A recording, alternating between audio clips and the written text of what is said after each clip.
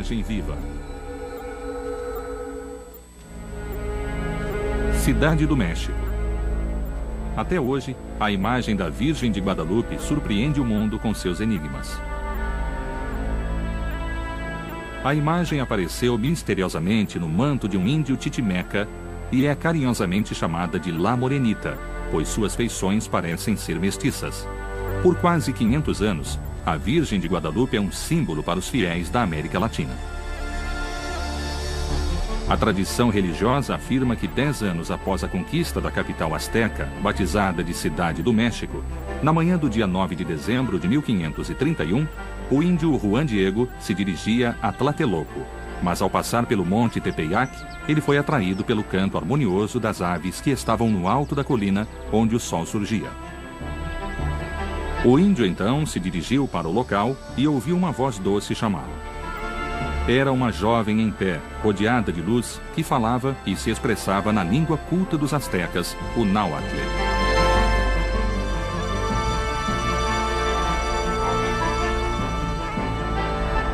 E aí a Virgem disse: Juan Diego, eu te rogo, te suplico, eu, a Virgem Maria, Mãe do Deus querido para quem nós todos vivemos, o Criador do homem, dono de tudo o que existe, Senhor do céu e da terra, eu te envio ao bispo.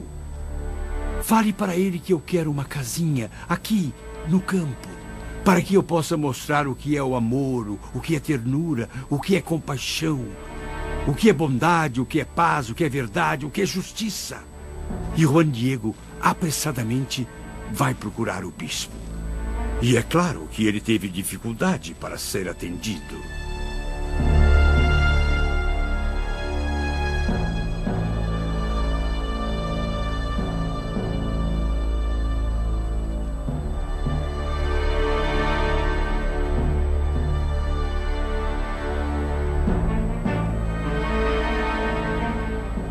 O bispo o recebeu, não acreditou e disse: volte depois, que eu te escuto com mais calma.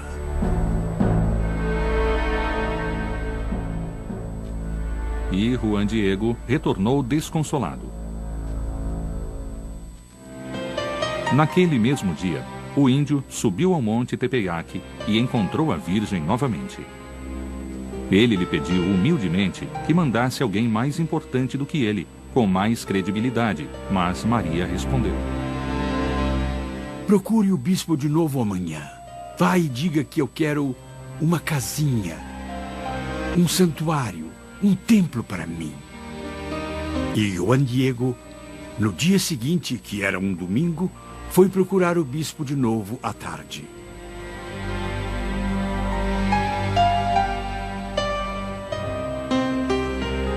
O bispo não acreditou e disse que queria uma prova, que queria um sinal para que conseguisse acreditar que era mesmo a Senhora do Céu que o enviava.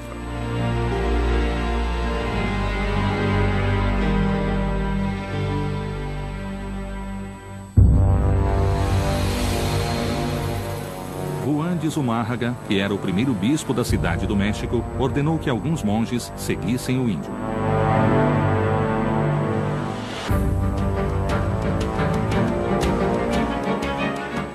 Os monges o seguiram por um longo trecho por dentro dos bosques, mas não conseguiram acompanhá-lo, e em determinado momento acabaram perdendo-o de vista. Chegando ao topo do Monte Tepeyac, Juan Diego encontrou a Virgem mais uma vez. E quando ela ouviu da boca do pobre homem que o bispo queria uma prova, Maria pediu a Juan Diego que voltasse na manhã seguinte, e ela lhe daria um sinal para que mostrasse ao bispo. Mas no dia seguinte, Juan Diego não apareceu. O índio tinha ido atrás de um médico, pois seu tio estava gravemente doente.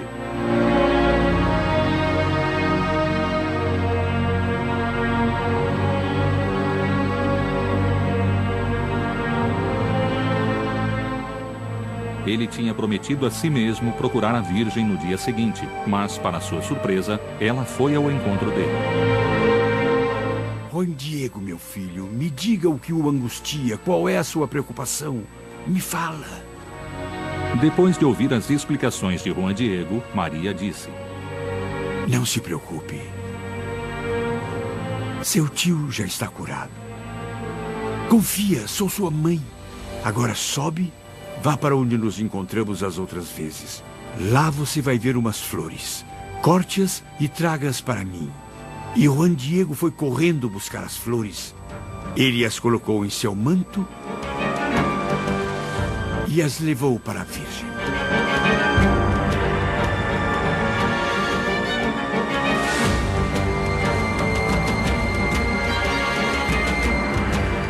A Virgem viu as flores, as tocou, as arrumou e disse: agora leve para o bispo e entregue essas flores somente a ele.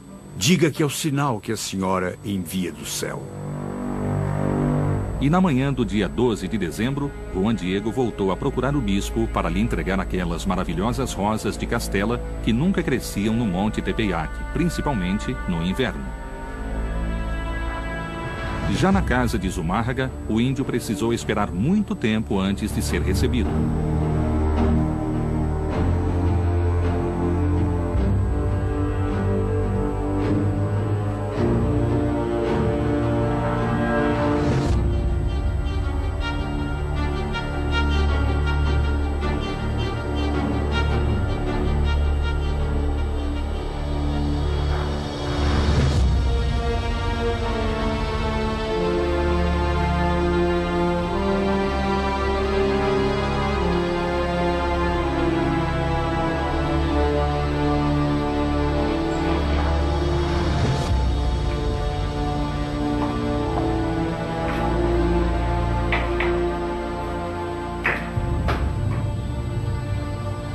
Quando se encontrou com o bispo, Juan Diego contou sua conversa com Maria e abriu o manto para lhe mostrar as flores.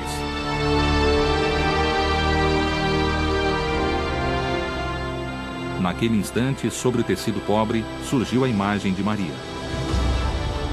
Então, o bispo e todos os presentes caíram de joelhos diante do prodígio.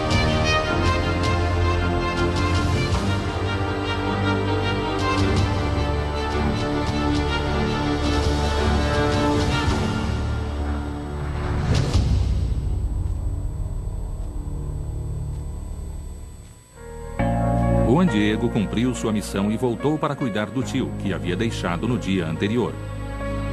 O tio lhe contou que a Virgem aparecera diante de sua cama, apresentando-se pelo nome de Guadalupe. A história de Juan Diego e Nossa Senhora de Guadalupe se espalhou rapidamente por via oral, seguindo a tradição asteca. Mas também existem fontes escritas igualmente numerosas narrando esses eventos. E assim foi possível verificar a existência dos personagens da história. Entre as fontes indígenas mais próximas da época dos acontecimentos, há uma que é considerada uma obra-prima e seu nome significa Aqui é Dito.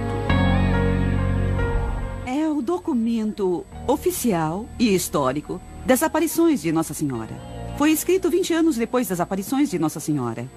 É uma beleza do ponto de vista histórico, poético e literário. O documento mais importante é o Nicam Mopoa.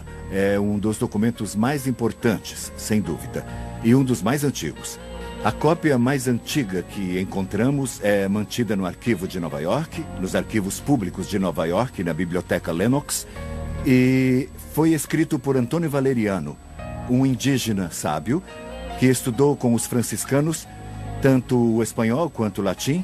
Dessa maneira, ele escreveu com caracteres em latim, mas com som em náhuatl. Esta e outras fontes, tais como o Códice de 1548, também conhecido como Codex Escalada, que datam da morte de Juan Diego, foram cuidadosamente analisadas pela Igreja. Em 1990, o Papa João Paulo II beatificou o índio. Assim, São Juan Diego tornou-se o primeiro índio leigo a ser canonizado na história do cristianismo. O manto de Juan Diego em que apareceu a imagem de La Morenita era um pano simples, também conhecido como capa e usado pelos índios mais humildes. Eram tecidos bem compridos que eles usavam para se cobrir. Às vezes, dormiam a céu aberto, se cobriam com isso ou usavam para transportar objetos. Colocavam no manto as coisas que compravam no mercado. Era um tecido de múltiplas utilidades e era bem forte. Esse manto foi tecido em um tear de cintura com largura de mais ou menos 50 a 55 centímetros. E o manto de San Juan Diego era formado por 3 peças. A imagem cobriu 2 peças. Então podemos ver a união de 2 tecidos. E dá para notar a costura que corre verticalmente através da imagem. Um estudo foi conduzido no Instituto de Biologia da Universidade Nacional Autônoma do México em 1946, que confirmou que as fibras do tecido correspondiam às fibras de agave. Além disso, os mantos não eram usados como telas de pintura. Miguel Cabrera, um dos grandes pintores do século XVIII, disse que era absurdo que algum pintor escolhesse aquele tecido, primeiro, porque era um pano grosseiro e, segundo, porque era composto por 2 pedaços de tecido. Quando se juntavam as pinturas, era preciso unir várias telas, mas ocultando a costura. Era impensável que um pintor deixasse a costura visível. E como um tecido feito de agave de natureza tão frágil pôde se manter conservado por tanto tempo? A tela tem que ser continuamente submetida ao combate de pragas, pois é atacada por pragas. Então, ao contrário das telas de linho, que podem durar muitos anos, os tecidos de agave duram pouco tempo. E essa é uma das questões que surpreendeu, digamos assim, muitos pesquisadores, pois o material se manteve conservado por mais de 475 anos, em comparação com outros tecidos que foram feitos com um material bem semelhante ao do manto e que não duraram mais de 10 anos. Um caso concreto é uma pintura de Rafael Gutierrez, do final do século XVIII, que foi colocada na igreja de Pocito, perto da antiga capela, da antiga basílica, e que não durou mais de 10 anos. Após 8 anos, todas as cores que foram usadas haviam mudado. O material estava bem desgastado e as fibras se rompiam, apesar de estar protegida por vidro.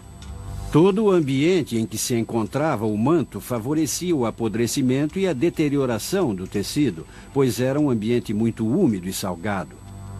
O sal adere às rochas e pedras e faz com que elas desmoronem, e a imagem original ficou praticamente 120 anos sem a proteção de um vidro. Então é mesmo uma surpresa o fato de que esse material tão frágil tenha sido preservado. E foi só recentemente que se tomou medidas especiais para proteger o manto das agressões do meio ambiente. E estudos recentes mostraram que o tecido não sofreu nenhum desgaste. Além disso, o manto sobreviveu a um incidente em que foi derramado ácido nítrico sobre o tecido, o que provocou o aparecimento de uma mancha que está desaparecendo inexplicavelmente. Mas não é tudo. Uma bomba lançada em um atentado em 1921 destruiu tudo o que havia na igreja, danificando um crucifixo de bronze sólido, mas a imagem foi a única coisa que permaneceu intacta. O modo como a imagem foi fixada sobre o tecido também é um mistério. O manto não recebeu aquela preparação prévia que os pintores fazem nas telas para eliminar as irregularidades do material, preenchendo as frestas e criando assim uma superfície adequada para receber as tintas coloridas e para que estas se fixem. No caso do manto, desde 1666, há evidências de que não houve essa preparação. O tecido do manto é tão aberto que podemos ver através dele. O brilho das cores na imagem de Guadalupe também parece não sofrer as agressões do tempo.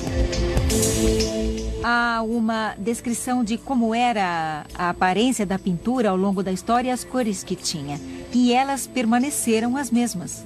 Mas as pinturas que foram preservadas e mantiveram a cor possuem uma base de preparação e receberam uma camada de proteção, um verniz final que protege as cores. E ainda assim, o verniz aplicado se oxida com o tempo. Nas pinturas, para criar a sensação de volume e profundidade, são aplicadas várias camadas de cores e diversas pinceladas com tonalidades diferentes. E na imagem da Virgem de Guadalupe, do manto que temos, é como se fosse uma única pincelada ou uma única aplicação de tinta.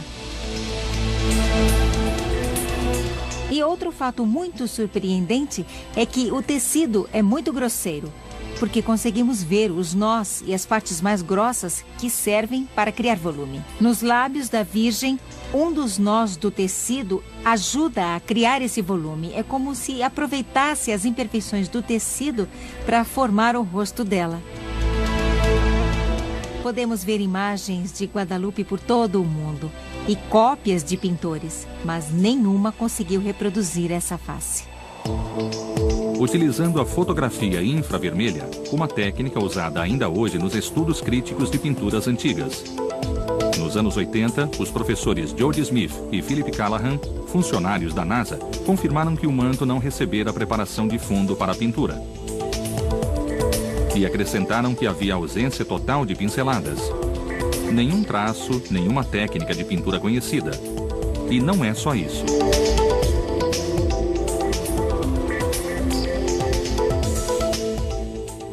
O Dr. Callahan conclui, depois de realizar os estudos, primeiro que não podia determinar o tipo de pigmento usado. Ele ficou surpreso com a preservação dos pigmentos depois de tanto tempo. E também ficou surpreso com o fato de que o manto não sofrera agressão nenhuma da fumaça e da radiação vinda das velas que eram acesas diante da imagem. A descoberta de Callahan confirmava os resultados da análise química anterior do manto. Também pôde-se observar, através desses estudos e de um estudo em especial que foi feito em 1936 pelo Dr. Richard Kuhn, que analisou uma fibra amarela e uma fibra vermelha do manto. E ele não pôde determinar se os pigmentos eram de origem vegetal, mineral ou animal. Nem foi capaz de explicar a preservação dos pigmentos que, depois de tantos anos, ainda eram conservados de um modo, assim, tão natural, pareciam naturais. O que não acontecia nem mesmo com as várias réplicas. O Dr. Kuhn era especialista nesse assunto. Ele recebeu o Prêmio Nobel de Química e conhecia a composição química de ácidos, pigmentos, corantes, bases.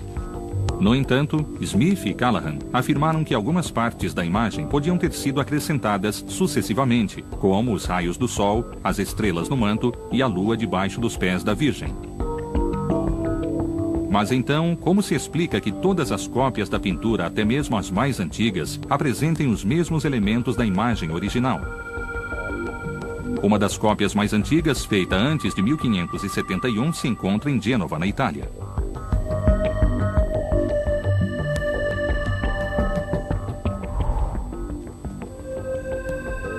Esta imagem chegou à Itália pelas mãos de Filipe II, o rei da Espanha, que a ganhou de presente do segundo bispo da Cidade do México.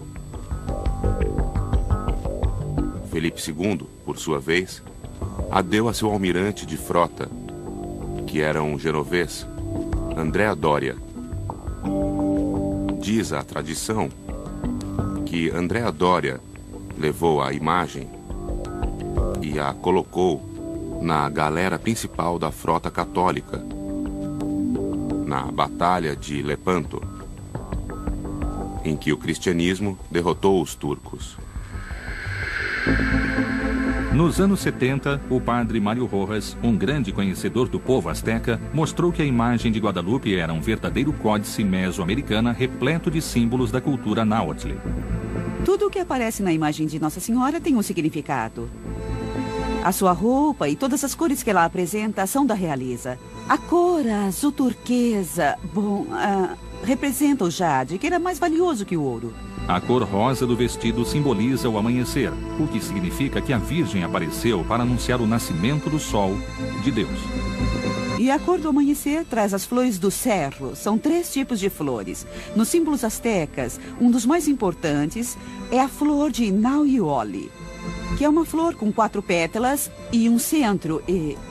As 4 pétalas representam os pontos cardeais, o movimento eterno de Deus, o centro do universo. E isso, para os astecas, significava que aquilo era o mais importante que ela tinha. Com isso, ela dizia que carregava o menino Jesus.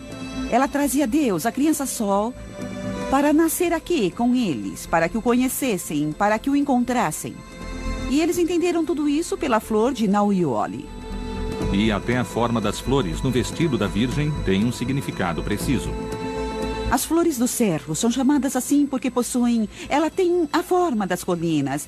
É assim que as colinas são simbolizadas em mapas. Como essas flores, com pequenos círculos que terminam em bico, porque com isso ela queria dizer Tepeyacatel, que significa o pico da colina, ou monte pontudo. O padre Chaves reforça ainda mais o importante significado dessas flores que os índios chamavam de flor e canto. O símbolo do bispo eram as flores, em uma terra que já estava morta, árida, poeirenta, salgada, onde não havia vida, mas havia flores. E para os índios, flor e canto significam a verdade. O símbolo é muito mais potente, muito mais forte a partir da mentalidade indígena do que da espanhola.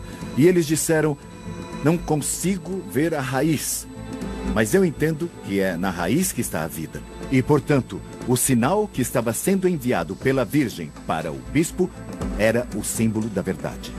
E tudo isso que eu acabei de dizer, os índios entenderam porque fazia parte da vida deles, fazia parte da cultura deles, e eles entenderam perfeitamente que era algo nobre.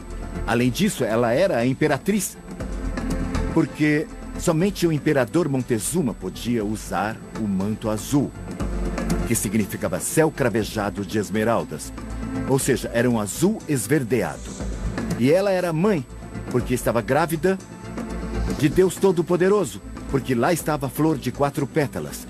Ela era sempre virgem, porque, como as donzelas, usava os cabelos soltos, penteados para baixo, simbolizando a virgindade. Portanto, os índios viram no cabelo o sinal de virgindade e na fita, a maternidade.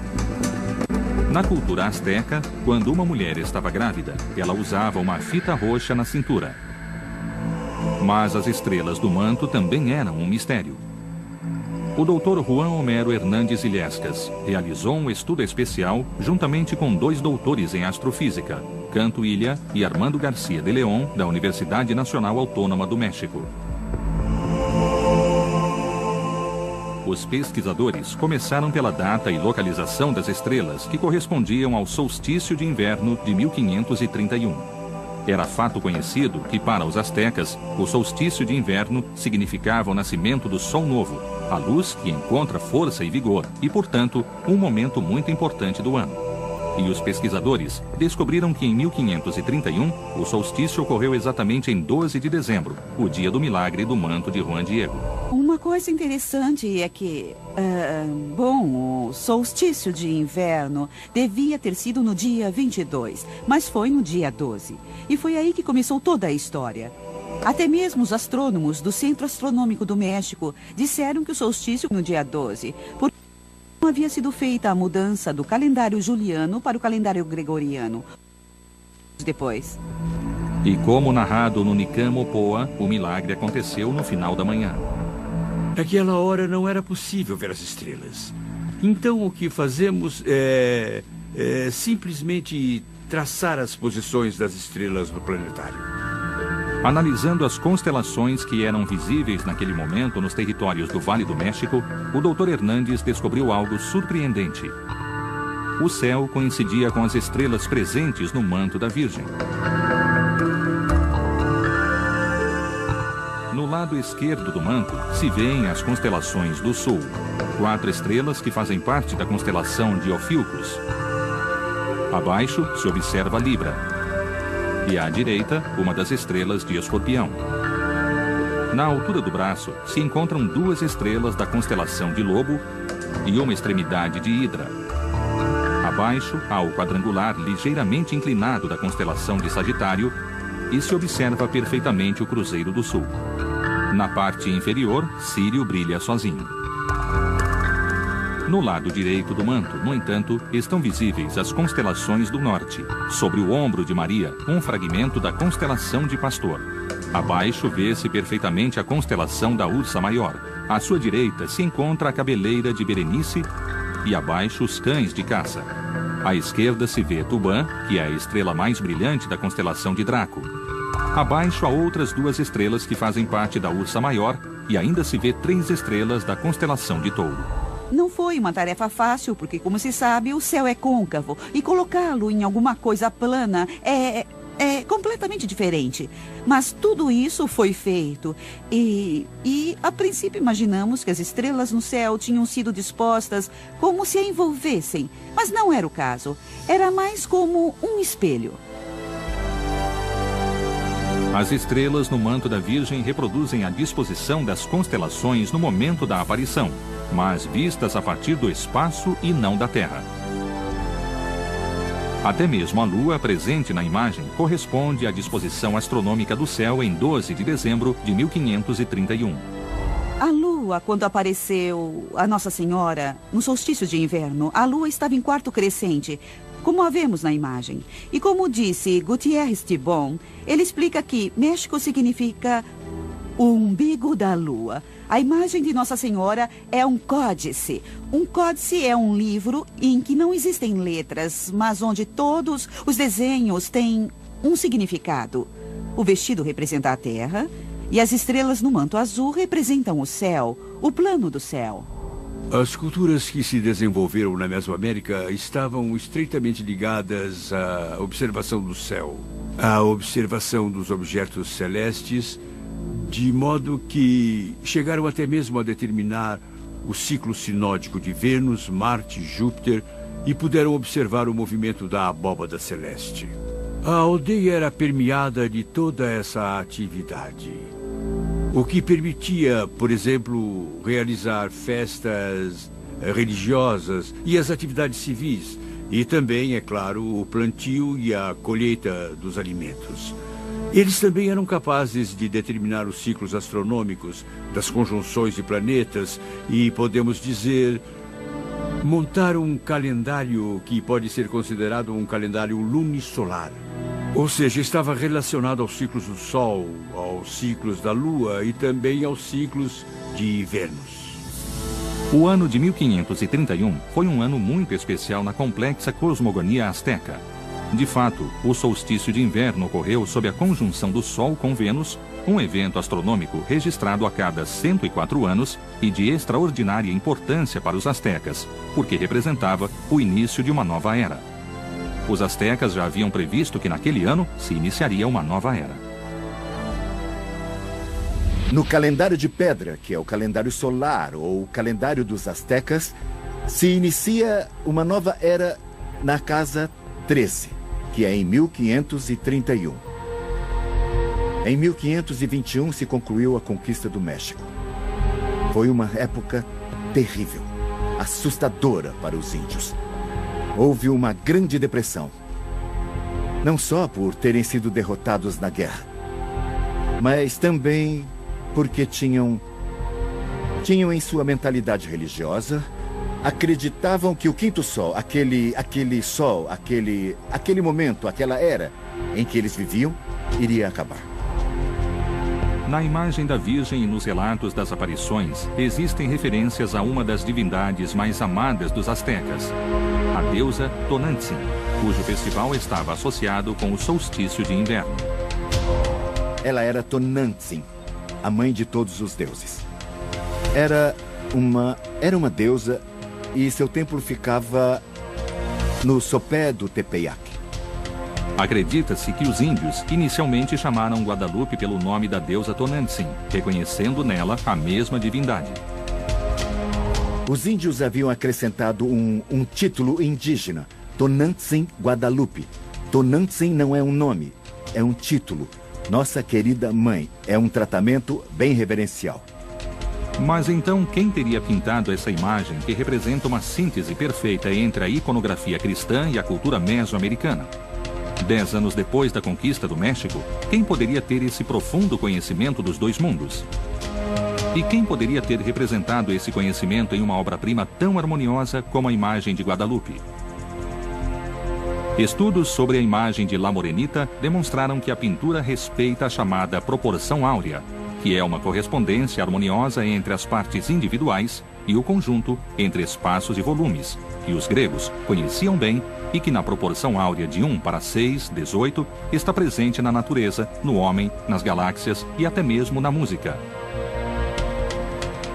Meu marido começou a usar como referência a costura no centro da imagem. E a partir dela, ele encontrou um quadrado perfeito. E desse quadrado perfeito, com a ajuda de um compasso, ele ressaltou outra parte da imagem, que forma um pequeno retângulo, como pode ser visto na imagem. E o total da imagem, o quadrado mais o retângulo, está na proporção áurea, a proporção perfeita.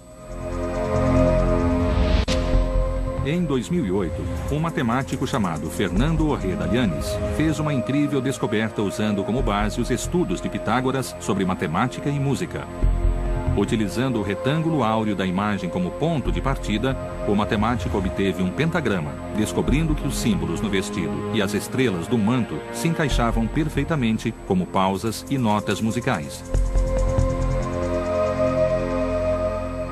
O resultado foi a descoberta de uma melodia real e verdadeira na figura da Virgem de Guadalupe.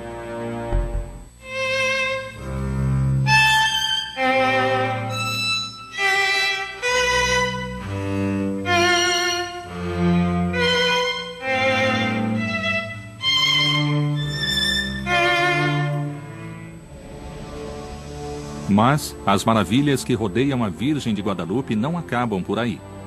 O engenheiro peruano José Asti Tosman retomou alguns estudos da década de 60 que defendiam a existência de figuras humanas nos olhos da Virgem e fez uma descoberta extraordinária. Para fazer este estudo, utilizei a tecnologia que havíamos usado no centro em que eu estava trabalhando, que é conhecida como processo de imagem digital. É a mesma tecnologia que a NASA utiliza para estudar as imagens enviadas do espaço. Muitas instituições também utilizam essa tecnologia para estudar imagens microscópicas, por exemplo. Na verdade, no centro em que eu trabalhava na época, estávamos fazendo um estudo com imagens de satélite do México. E na maioria das imagens, eu utilizei quadrados ou pixels, que são os elementos da imagem de 25 por 25 microns ou milésimos de milímetros. Isso quer dizer que em 1 milímetro quadrado, ou seja, em 1 milímetro por 1 milímetro, havia 1.600 pontinhos. Então nós fizemos ampliações que aumentavam até 2.000 vezes, em alguns detalhes muito específicos. E se falarmos cronologicamente, digamos que a primeira coisa que eu descobri e que chamou a minha atenção foi um índio que aparece sentado, com as pernas cruzadas, que era como os astecas se sentavam na época. E há muitos detalhes. O índio que aparece sentado tem uma argola na orelha. E a espessura dessa argola é menor do que a de um fio de cabelo. O professor também identificou a suposta figura do bispo e que corresponde perfeitamente a algumas pinturas da época em que aparecem imagens de Juan de Zumárraga. Ele também encontrou a figura de Juan Diego com um manto ao redor do pescoço. Logo, eu encontrei algo que me chamou a atenção, que era uma mulher da raça negra, e mais tarde descobri que ela estava na história. E também encontrei ao lado da figura do bispo as características de um jovem com traços da raça branca, e mais tarde também descobri que ele poderia ser o tradutor. Sabemos que Zumárraga precisava de um tradutor quando falava com os índios. E sabemos o nome dele, ele era um jovem, ele se chamava Juan González. As últimas figuras que Tosman descobriu pertencem a um grupo familiar. mãe, pai, 2 filhos e um casal de adultos, em que a mulher leva uma criança nas costas. No total, são 13 figuras humanas encontradas nos olhos de Guadalupe. Segundo as leis de Purkinje-Sanson, quando os nossos olhos refletem alguma coisa, podem se formar até 3 imagens do mesmo objeto. Quando olhamos para algo, as nossas córneas atuam como 2 espelhos, são 2 cristais, digamos assim, que refletem o que está diante de nós. E não é a mesma imagem, quer dizer, a mesma dimensão nos 2 olhos, porque eles estão separados. E, na verdade, é por isso que vemos em 3 dimensões, pode-se dizer. Nos olhos da Virgem encontramos 13 imagens, mas elas estão agrupadas em 2 cenas. Uma das dúvidas que as pessoas têm muitas vezes é se a Virgem estava no manto, como ela podia ver Juan Diego. E isso é algo muito interessante quando analisamos o manto, em que podemos sim ver, e eu analisei com bastante cuidado, não é só a imagem da Virgem. É como se fosse um momento antes de ela ser impressa. Então a hipótese é que a Virgem estava diante do grupo invisível. La Morenita apareceu diante do tio de Juan Diego e o curou. E também lhe revelou seu nome, Guadalupe. Mas Guadalupe já era um nome bem conhecido na Espanha, na região da Extremadura, e estava ligado à aparição de outra virgem, que tinha raízes no período em que Lucas, o evangelista, escrevera o Evangelho.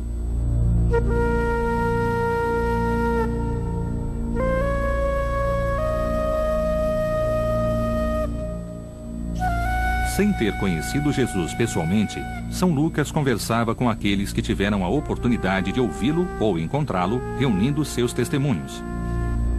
E o apóstolo Paulo teve um papel fundamental na formação de seu evangelho. O evangelista o acompanhava em suas longas viagens da Palestina à Grécia, fazendo inúmeras perguntas a respeito de Cristo. Ele também esteve presente durante os sermões que o apóstolo pregava.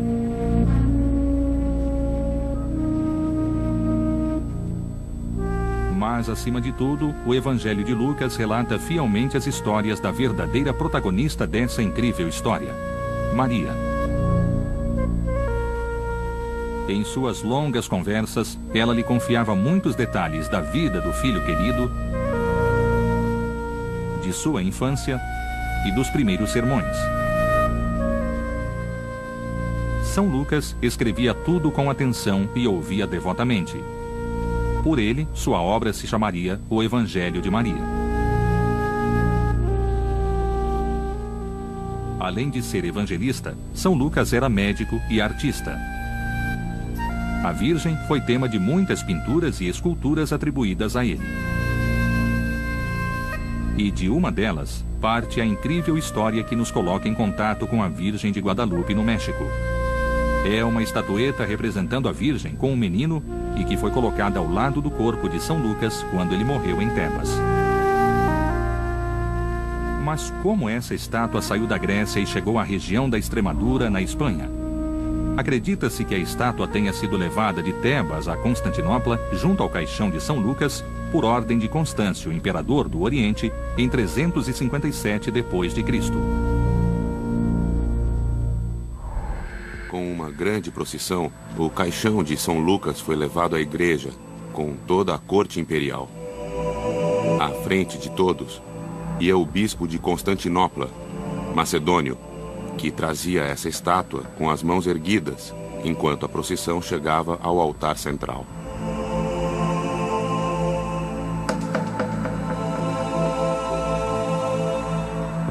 Mais tarde foi revelado que a estátua havia sido um presente do imperador do Oriente, Maurício, ao futuro Papa Gregório Magno, quando este ainda fazia parte da corte imperial como embaixador do pontífice. Quando Gregório voltou a Roma, tinha 2 imagens da Virgem.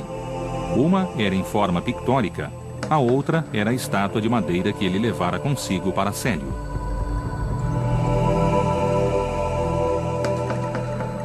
Em 590 d.C., Gregório foi eleito Papa. Mas a estátua de São Lucas não permaneceu por muito tempo em Roma. Gregório decidiu dar a estátua a um grande amigo, um homem de muita espiritualidade e grande inteligência, que era Leandro, bispo de Sevilha.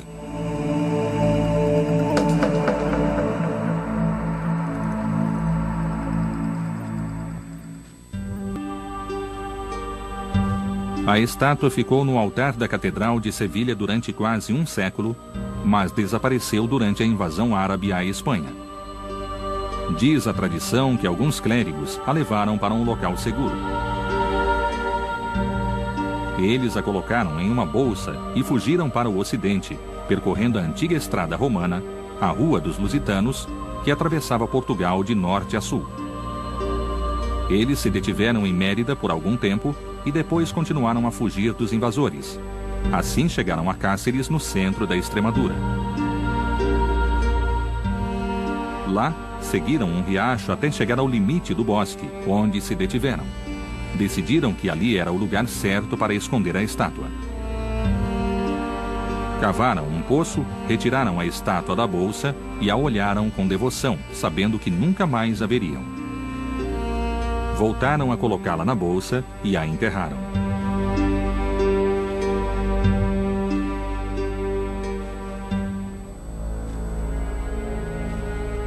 Dessa estatueta, é óbvio que não se soube mais nada. Mas continua a se falar disso nas lendas dos povos daquela região, nas aldeias daquele lugar. Histórias que narravam acontecimentos estranhos. E que as avós e avós contavam a seus netos ao redor da fogueira, durante os invernos. Contava-se que havia um tesouro escondido na floresta. Por 600 anos, a estátua de São Lucas foi esquecida, até ao verão de 1329.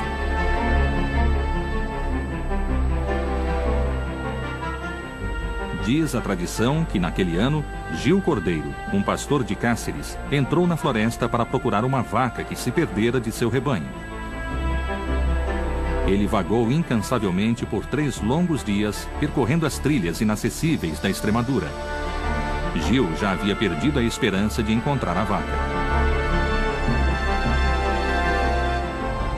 Ele caminhou ao longo de um córrego que se chamava justamente Guadalupe, porque os árabes o haviam chamado assim.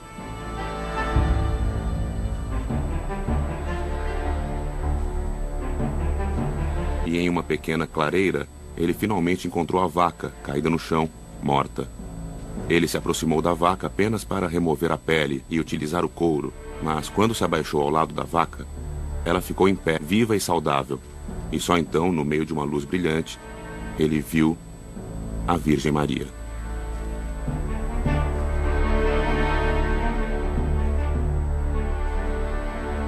Maria pediu ao pastor que fosse buscar os frades do povo e disse que deveriam cavar onde o animal estava, pois lá encontrariam uma estatueta de madeira que deveria ser venerada. O pastor, transtornado, voltou para a aldeia e na manhã seguinte, ao chegar em casa, contou à esposa o que acontecera. A esposa, mais tranquila com o retorno do marido, lhe disse que o filho que estava gravemente doente fora curado naquele momento. Gil, então, foi com alguns amigos anunciar o milagre para os clérigos da aldeia. Todos foram juntos contar aos sacerdotes o que a Virgem tinha dito. E eles destacaram principalmente uma frase que a Virgem dissera: que aqui seja construída uma pequena casa onde todos os pobres que aparecerem recebam pelo menos uma refeição por dia. Os sacerdotes se dirigiram ao local da aparição, escavaram e realmente encontraram a estátua de madeira, esculpida por São Lucas.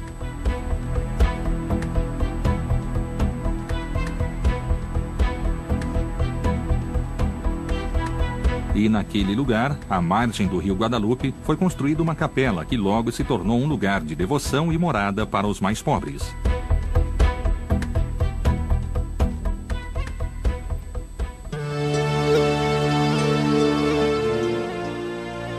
Os reis da Espanha, Fernando e Isabel, tinham o costume de visitar o santuário.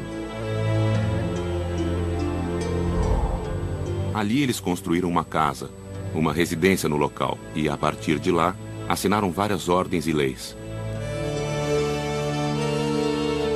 Um desses decretos foi precisamente se deviam ou não financiar a aventura de Cristóvão Colombo.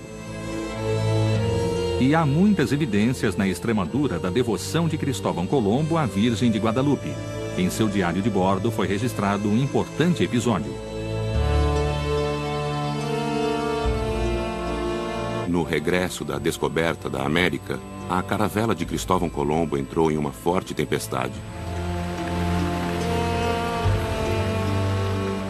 Naquele momento terrível e assustador, Colombo reuniu a tripulação e fez uma promessa. Se a Virgem os salvasse daquela horrível tempestade, alguns deles deveriam ir em peregrinação a um santuário da Europa.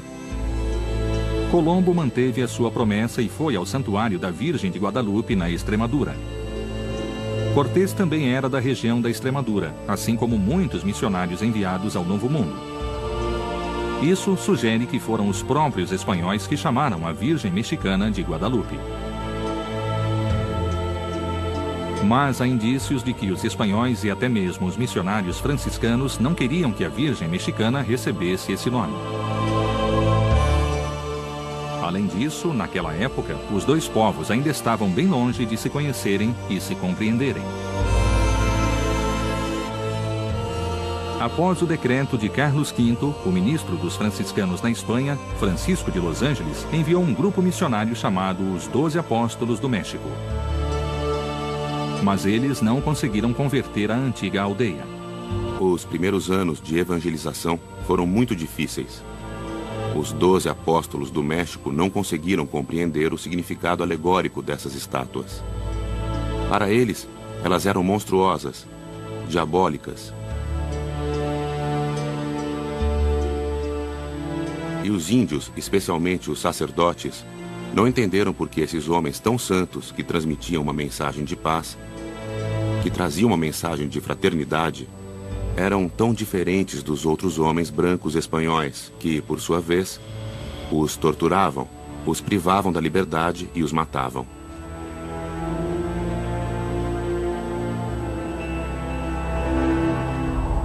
É evidente que uma evangelização assim era impossível.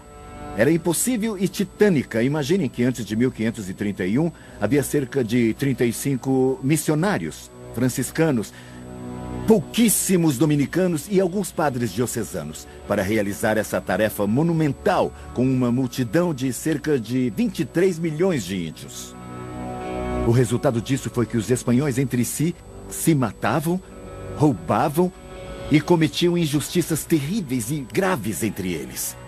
O próprio Zumárraga foi vítima de um atentado por parte da primeira audiência, que era o governo espanhol no México, e escreveu ao rei Carlos V contando a trágica realidade da colônia. Essa referência ao bispo é muito importante, é um ponto-chave para mim. E era um bispo espanhol, ou seja, a Virgem de Guadalupe vinha pelos indígenas que estavam na tragédia da conquista, da enfermidade, com o seu mundo desmoronando. E vinha pelos espanhóis que estavam se destruindo entre si, que estavam até tentando mesmo matar o seu próprio bispo. Ela veio para resolver os problemas de todos, não somente dos povos indígenas, mas também se dirigia aos espanhóis e aos mestiços nascidos aqui. E nela se irmanaram dois grandes povos que eram humanamente irreconciliáveis, com visões diversas, diferentes, com cosmogonias distintas, com concepções diferentes de Deus, do homem, da natureza. Com certeza, em Maria nos unimos, em Maria nos integramos.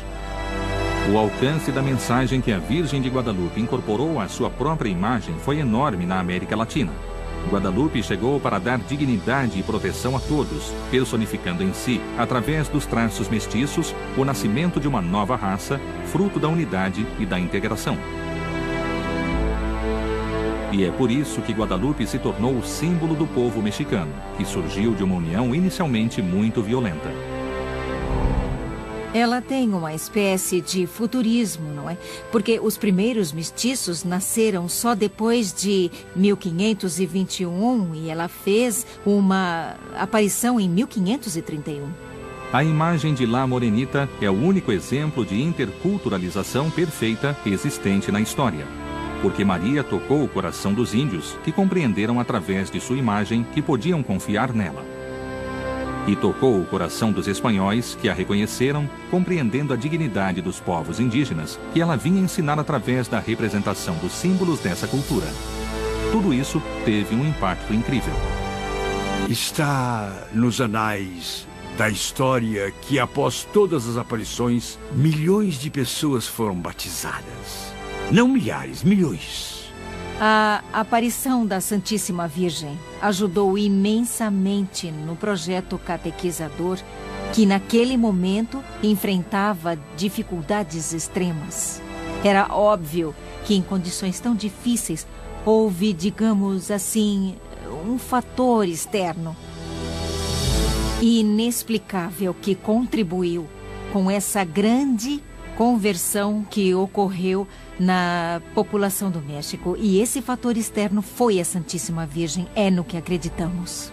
A imagem de Guadalupe parece ter o que chamamos de dom de línguas, isto é, ela fala a cada um em seu próprio idioma. Aos cientistas fala pela ciência, aos historiadores pela história, aos antropólogos pela antropologia.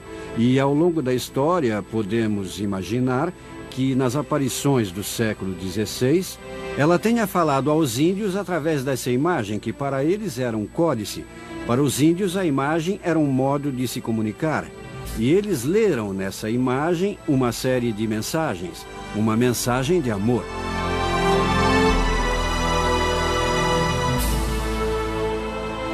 Foi assim que o manto de um pobre índio, com características excepcionais, mudou a história dos povos da América Latina.